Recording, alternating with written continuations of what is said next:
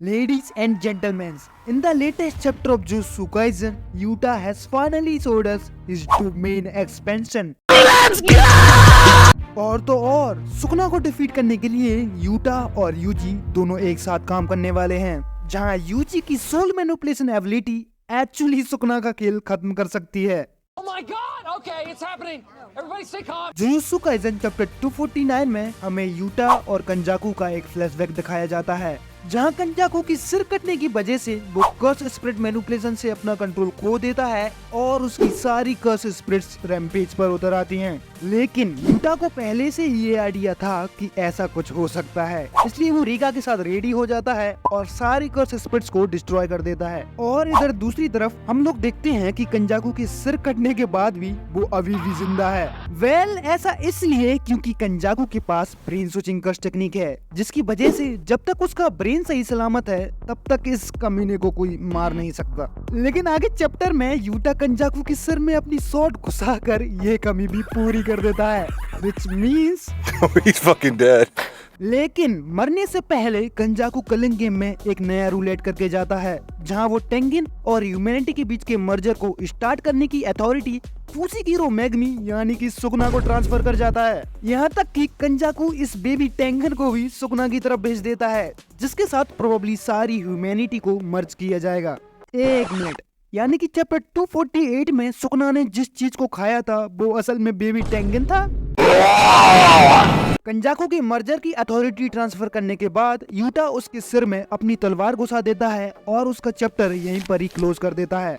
लेकिन पता नहीं क्यों पर मुझे ये फीलिंग आ रही है कि कंजाकू अभी भी जिंदा है। जब उसने टेंगिन और ह्यूमैनिटी के मर्जर के लिए एक बैकअप प्लान तैयार करके रखा था, तो उसने इस तरह की सिचुएशन में अपने लिए भी तो एक बैकअप प्लान तैयार करके रखा होगा। और कंजाकू का इस तरह मर जाना बिल्कुल भी सेंस नहीं बनाता। हमें उसके बारे में कुछ भी नहीं पता। हमें ना उसकी बैक स्टोरी पता है, ना ही उसकी कश टेक्निक के बारे में कि एग्जैक्टली वो वर्क कैसे करती है, और फिर यूजी की मदर का सीक्रेट, और आखिर कंजाकू ने यूजी को वर्थ क्यों दिया, और भी बहुत कुछ। कंजाकू इस चीज को क्रिएट करने के लिए 1000 सालों से प्लानिंग करता आ रहा है, तो वो इस चीज को बिना देखे इतनी आसानी से मर जाए, आई डोंट थिंक सो। ऐसा भी तो हो सकता है कि मरने से पहले कंजाकू ने अपनी सोल को इस बेबी टेंगन में शिफ्ट कर दी हो, क्योंकि कंजाकू अपनी सोल को किसी और चीज में शिफ्ट करके अपने आप को एक कर्स्ड ऑब्जेक्ट में कन्वर्ट कर सकता है। यहाँ तक कि सुकना ने भी अपनी सोल को कर्स्ड ऑब्जेक्ट्स में स्प्लिट करना कंजाकू से ही सीखा था। तो हाँ, यहाँ पर एक पॉसिबिलिटी है कि कंजाकू ने अपनी सोल को इस बेबी टेंगन में शिफ्ट कर दी हो और फिर मर्जर के बाद कंजाकू इस तरह वापस आएगा। इसके बाद हम आ जाते हैं प्रेजेंट टाइम में, जहां यूटा सुकना को फेस करने वाला है। लेकिन इससे पहले कि इन दोनों के बीच फाइट स्टार्ट हो, हमें यूटा से पता चलता है कि सुकना की रिवर्स कश टेक्निक का आउटपुट वापस आना स्टार्ट हो चुका है। और ये बस थोड़े से ही वक्त की बात और है, इससे पहले कि सुकना दोबारा अपने डोमेन का यूज कर पाए। और उसके ऊपर से हिगुरोमा भी मर चुका है, जिसका जिम्मेदार यूटा खुद अपने आप को समझता है। यूटा के हिसाब से उसे यहाँ रुककर एक्सिक्यूशनर स्वॉर्ड वाले प्लान में सबका साथ देना चाहिए था और उसकी जगह माकी को कंजाकू पर सरप्राइज अटैक करना चाहिए था। लेकिन शायद ये सही नहीं होता, क्योंकि कंजाकू के मरने के बाद उससे जो कर्स्ड स्पिरिट्स रिलीज होती, माकी शायद उन्हें अकेले मैनेज न कर पाती, जिसकी वजह से सुवैया इंसिडेंट जितनी बड़ी प्रॉब्लम क्रिएट हो सकती थी। इसीलिए वहाँ पर यूटा का जाना ही सही डिसीजन था, जहाँ उसने रीका की हेल्प से सब कुछ आराम से मैनेज कर लिया था। और यूटा खुद कंजाकू को अपने हाथों से मारना चाहता था, और इसीलिए अभी वो जिस भी सिचुएशन में है वो उसकी खुद की गलती है,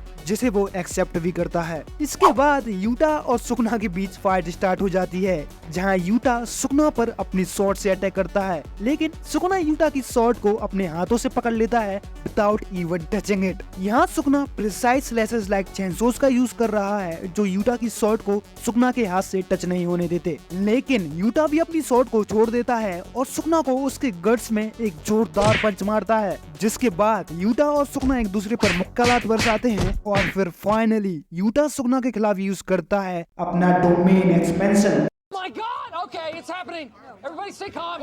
यूटा की डोमेन का नाम है ट्रू एंड म्यूचुअल लव, जिसके अंदर एंडलेस शॉट्स हैं। लेकिन ये कोई मामूली शॉट्स नहीं है, क्योंकि यहाँ पर हर एक स्वॉर्ड एक अलग कस्ट टेक्निक को कंटेन करती है, यानी कि यूटा अनलिमिटेड कस्ट टेक्निक्स का यूज कर सकता है, वो भी बिना किसी टाइम लिमिट के। और सिंस सुकना को यूटा के डोमेन के बारे में कुछ भी नहीं पता, तो उसे मजबूरी में हॉलो बेकर बास्केट का यूज करना पड़ता है। और आपकी इंफॉर्मेशन के लिए बता दूं कि ये एक एंटी डोमेन टेक्निक है जिसका यूज पुराने जमाने के सोर्सरर्स किया करते थे। इस टेक्निक का यूज एक डोमेन की सोर हिट इफेक्ट को नेगेट करने के लिए किया जाता है। दूसरे शब्दों में हम इसे सिंपल डोमेन का प्रेडिसेसर कह सकते हैं, और इसका यूज पहले भी मांगा में किया जा चुका है। हाउएवर, हॉलो बेकर बास्केट को यूज करने के बाद भी सुकना यूटा के थिन आइस ब्रेकर टेक्निक से बच नहीं पाता, जो यूटा ने टकाको से कॉपी की थी। सुकना को मैग्मी की मेमोरीज के थ्रू ये पता है कि यूटा की कस्ट टेक्निक कॉपी है, और उसका प्लान सुकना के एक्स्ट्रा 2 हाथों और माउथ को बिजी रखना है,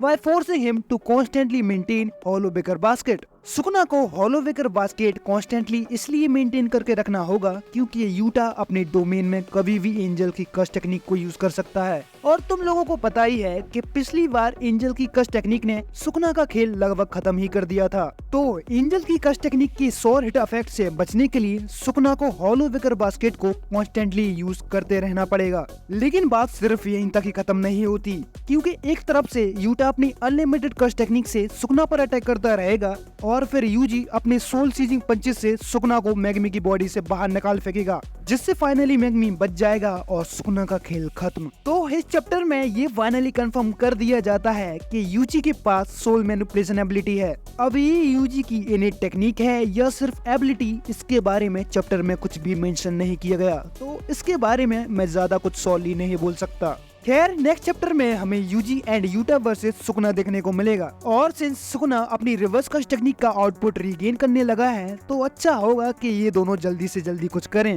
वरना सुकना इनका। खैर, आज के लिए बस इतना ही। अगर आप लोगों को ये वीडियो अच्छी लगी हो तो प्लीज वीडियो को लाइक कर देना, चैनल को सब्सक्राइब कर देना और बेल रिंग आइकन को भी क्लिक कर देना। Thank you.